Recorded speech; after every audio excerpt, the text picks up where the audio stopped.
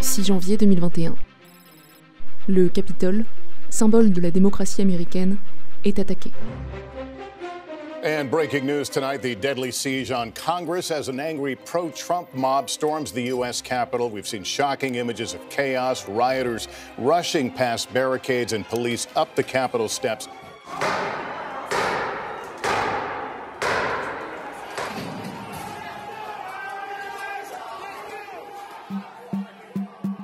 Mais derrière ce chaos et cette colère, l'invasion du Capitole a-t-elle pu être planifiée ? Le Monde a examiné des dizaines de vidéos de l'événement, mais aussi les réseaux sociaux fréquentés par l'extrême droite américaine.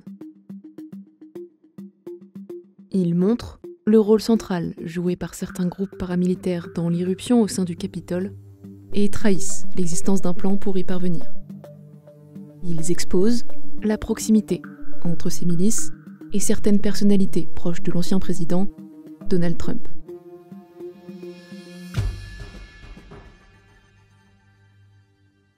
Deux mois plus tôt, le 4 novembre 2020.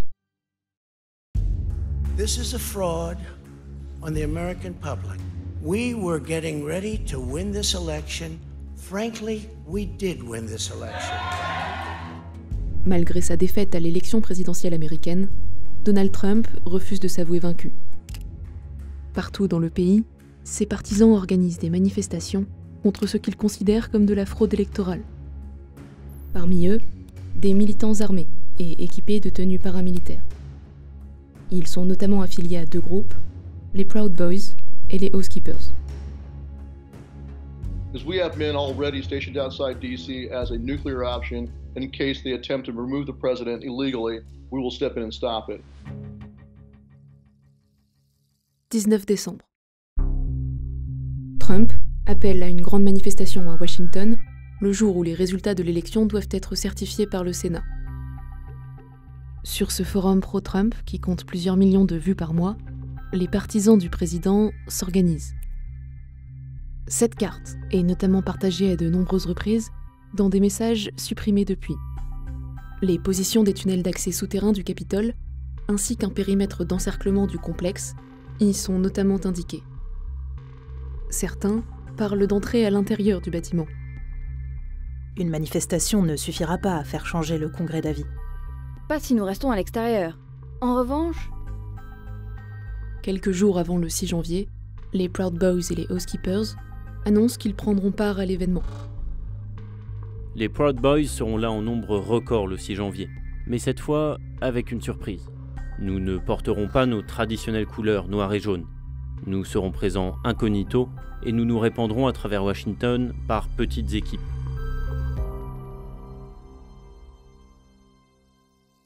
« 6 janvier 2021.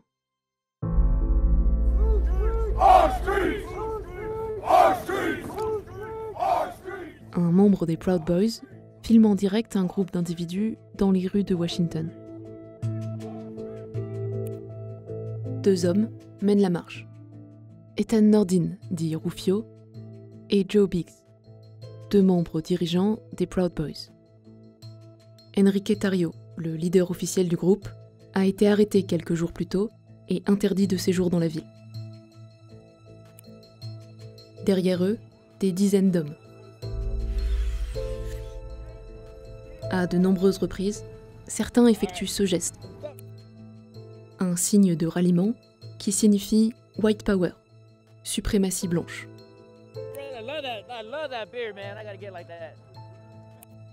Les couleurs traditionnelles du groupe, jaune et noir, ne sont pas présentes. De nombreux accessoires et marquages au scotch orange sont toutefois visibles. Peu avant midi, un membre du groupe s'exclame.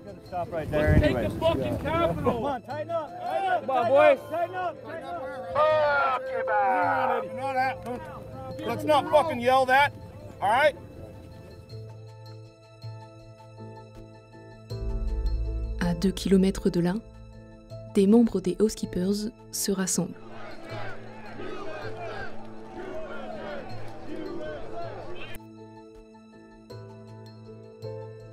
Certains sont équipés de scotch et d'accessoires de couleur orange.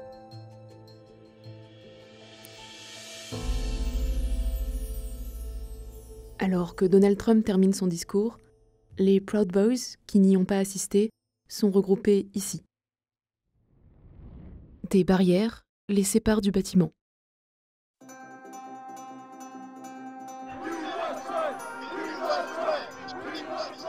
Vers 12h50, Joe Biggs est approché par cet individu.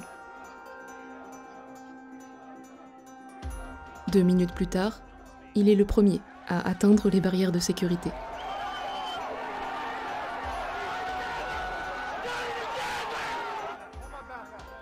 En quelques minutes, les barrières sont abattues.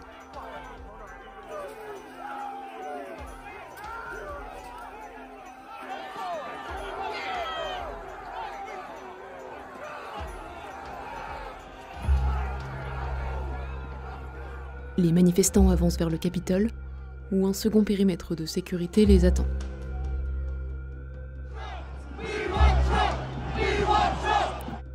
Des membres du groupe des Proud Boys sont en première ligne.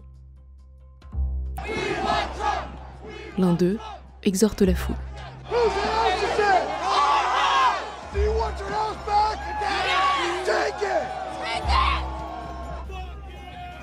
Un affrontement s'engage alors entre la foule et les forces de l'ordre. Des Proud Boys sont encore là.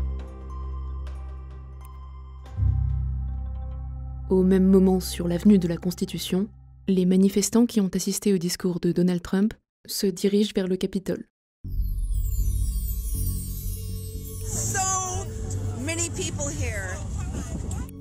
Cette militante, membre d'une milice d'extrême droite, est en live sur Facebook. Vers 13h15, une voix qui émane de son téléphone retentit. Okay guys, as soon as I get eyes on this video, we're confirming the report that the tip of the spear, the MAGA spear, has entered the tyrant and they've broken through the Capitol barriers. Sur l'application Zello, qui fonctionne comme un talkie-walkie, on retrouve la même voix. Welcome to Operation Circle the Wagons. This is a First Amendment plus Second Amendment rally. Elle appartient à 1% Watchdog. Il est le fondateur de plusieurs dizaines de chaînes Zello, utilisées par l'extrême droite américaine. Le 6 janvier, certaines de ces chaînes ont été scrutées par des chercheurs et journalistes. Elles montrent, à nouveau, des efforts de coordination pour envahir le Capitole. Y'all, we're 1 block away from the Capitol now. I'm probably gonna go silent when I get there because I'm gonna be a little busy. We have a good group. We got about 30, 40 of us. We're sticking together and sticking to the plan.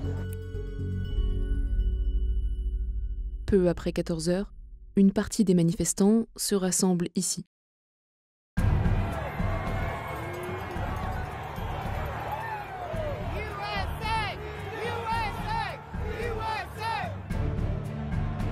Parmi eux, une colonne d'individus en tenue militaire fend la foule en direction du bâtiment.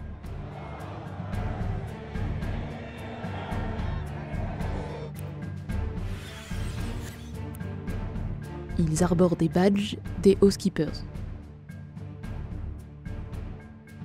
De l'autre côté du bâtiment, les forces de l'ordre sont dépassées.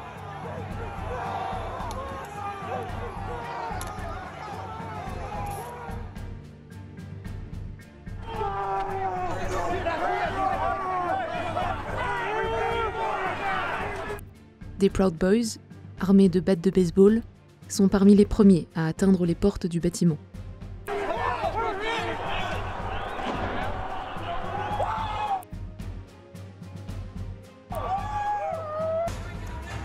Dominic Pezzola, un membre important des Proud Boys, brise une fenêtre.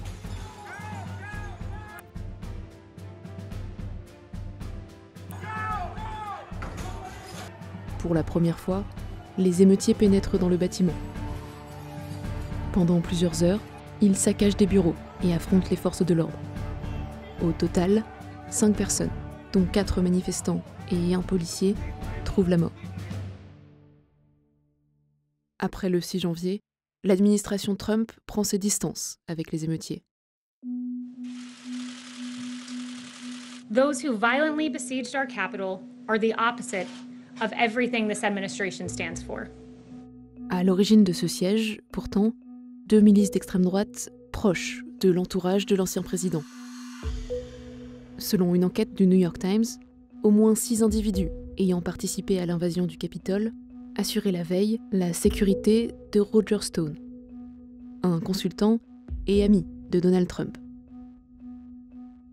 Tous sont membres des Housekeepers. 3 ans plus tôt, le 3 mars 2018.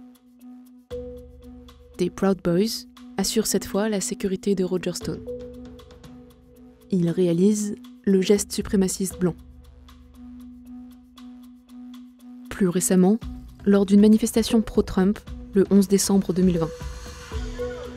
Roger Stone se tient aux côtés de 2 dirigeants Proud Boys.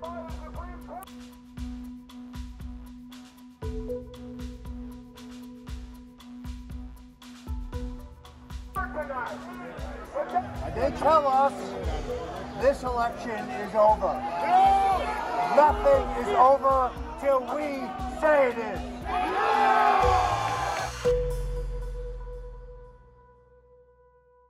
Il est à l'heure actuelle impossible de déterminer si des personnalités proches de Donald Trump ont participé ou non à la planification des événements du 6 janvier. Mais aux yeux des auteurs de l'attaque du Capitole, une chose est sûre. L'ancien président souhaitait l'intervention de ses partisans. Tweet de Trump.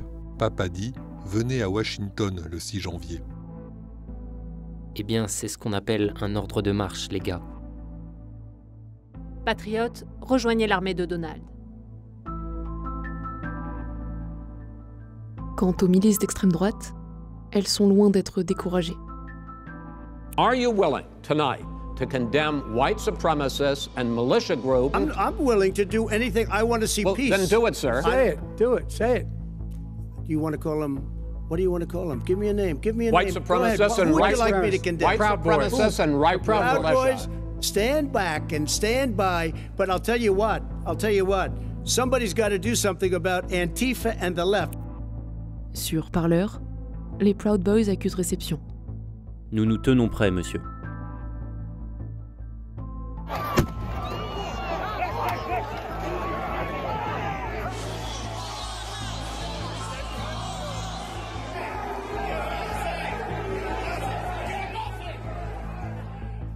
Le lendemain de l'invasion du Capitole, le chef des Proud Boys s'exprime à nouveau.